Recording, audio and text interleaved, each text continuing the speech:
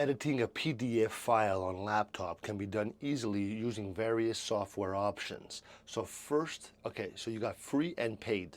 So one of the simplest ways is by using Adobe Acrobat Reader, which offers basic editing features for free.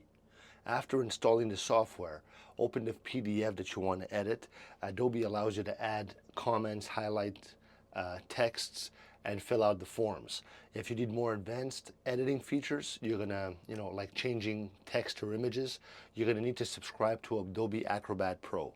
For free alternatives, you can use online tools such as PDF Escape or Small PDF. So these web-based applications allow you to upload your PDF and make basic edits such as adding text, shapes, or annotations. So after editing, you can download the updated file. However, keep in mind that some of these tools may have limitations unless you upgrade to their paid versions. So another option is to convert the PDF into an editable format like Word.